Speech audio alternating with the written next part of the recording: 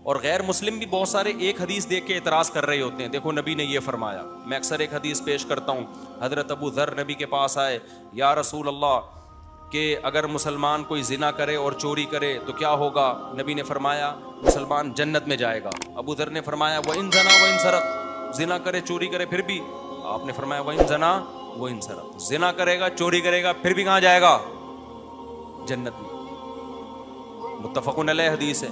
फिर हजरत अबू ज़र ने पूछा व इन जना व इन सरक, अगरचे जिना करे अगरचे चोरी करे? आपने फिर फरमाया व इन जना व इन सरक, जिना करे चोरी करे जाएगा कहां? जन्नत में।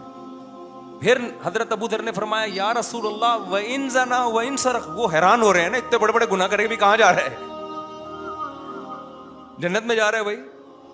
फिर उन्होंने फरमाया या रसूल अल्लाह व इन जना व इन सरक, अगरचे जिना करे अगरचे चोरी करे। आपने तीसरी दफा और सख्ती से फरमाया व इन जना व इन सरक व इर्रगिमा अनफु अबी ज़र, अगरचे जिना करे चोरी करे फिर भी जन्नत में जाएगा, अगरचे अबू ज़र की नाक खाक आलूदा हो जाए, अबू ज़र की नाक मिट्टी में मिल जाए, यानी वो रुस्वा हो जाए, उसको अच्छा नहीं लग रहा जन्नत में जाना इसका, मगर जाएगा कहां? जन्नत में जाएगा।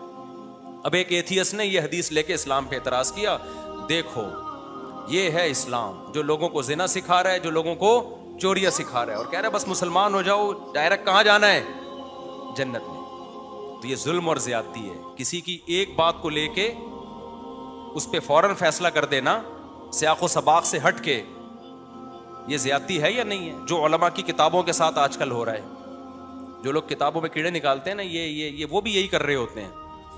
जिन लोगों की सारी जिंदगी कब्र परस्ती के खिलाफ गुजरी है उनको कब्र परस्त कहा जा रहा है। जिनकी सारी जिंदगी तौहीद के प्रचार पे गुजरी, तौहीद के प्रचार, उनकी 2-3 इबारतें लेके उनको मुशरिक करार दिया जा रहा है। तो ये वही काम है जो मुल्हिद लोग करते हैं।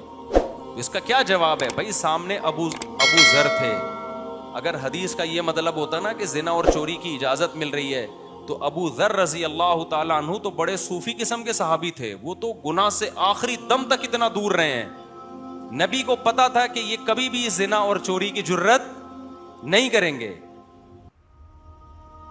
हदीस में इसका जिक्र नहीं है, लेकिन दीगर हदीसें, इस्लाम में जिना की इजाजत होती तो जिना की जितनी सख्त सजा इस्लाम में है किसी और मजहब में है? शादीशुदा जिना करे रजम करने का हुक्म, पत्थरों से मार के हलाक कर दो। कमारा जिना करे चौक पे खड़ा करके, सूरह नूर में क्या है? कोड़े मारो, 100 कोड़े इसके। और नबी सल्लल्लाहु अलैहि वसल्लम फरमाया मैंने मेराज में देखा कि कुछ नंगे मर्द बरहना औरतें आग में जल रही हैं। जब शोले ऊपर जाते हैं ना तो ये भी ऊपर आते हैं। तो मैंने जिब्रील से पूछा ये कौन लोग हैं? फरमाया आपकी उम्मत के जिना करने वाले मर्द और जिना करने वाली औरतें। तो मुसलमान जिना करने वाले हैं जिनको आग में जलाया जा रहा है। वमन यफ़अल ज़ालिका यल्क़ा असामा, कुरान कहता है जो जिना करेगा और चोरी करेगा, जो जिना करेगा अपने जुर्म की सजा, बहुत बड़े जुर्म की सजा मिलेगी उसको क़यामत के दिन। इससे क्या पता चलता है? अबू ज़र रज़ी अल्लाह उनका ये नजरिया था कि उसको कभी भी जन्नत में नहीं जाना चाहिए। तो नबी ये फरमा रहे हैं कि सजा खाने के बाद ईमान की बरकत से एक ना एक दिन वो भी जन्नत में जाएगा। अगरचे हदीस में इसका सराहतन जिक्र नहीं है, लेकिन नबी को मालूम है कि सामने वाले भी मेरी बात का मतलब समझते हैं। तभी तो इस बात के बाद हज़रत अबू ज़र ने फिर भी कभी ना जिना किया ना चोरी की। उनको ये इश्काल हो रहा है कि कभी भी नहीं जाना चाहिए, ठीक है ना, इतना बड़ा मुजरिम है। तो नबी बता रहे हैं कि अगर जिना और चोरी है, ये जुर्म है, तो ईमान की नेकी भी तो है ना। दुनिया में कितने लोग खुदा के मुनकिर हैं, कितने तौहीद के मुनकिर हैं, कितने रिसालत के मुनकिर हैं।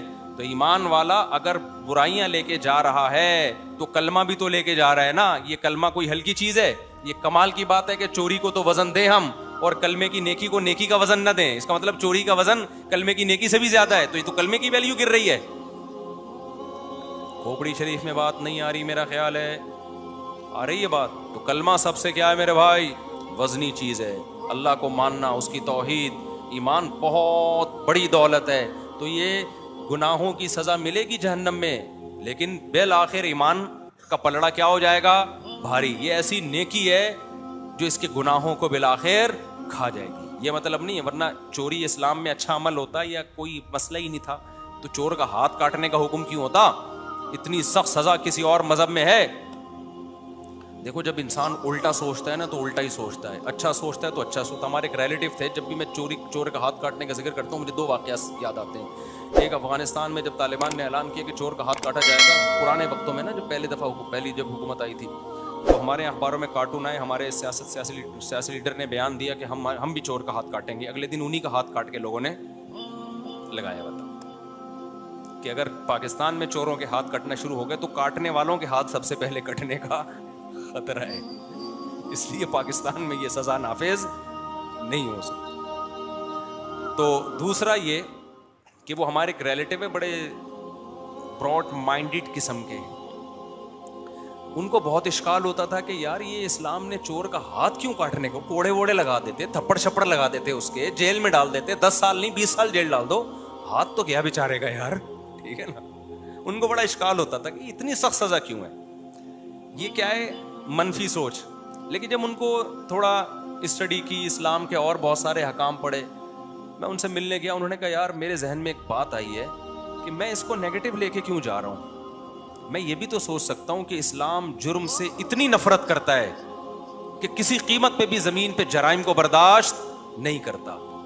देखो 2 मिनट में नेगेटिव पॉजिटिव हो गया कि नहीं हो गया कि यार इसको हम पॉजिटिव भी तो ले जा सकते हैं। इस्लाम कहता है भाई जुर्म देखना ही नहीं, जमीन पे रहना ही नहीं है, काटो साले का हाथ, कमबख्त चोरी करने के काबिल बचे ही नहीं दोबारा।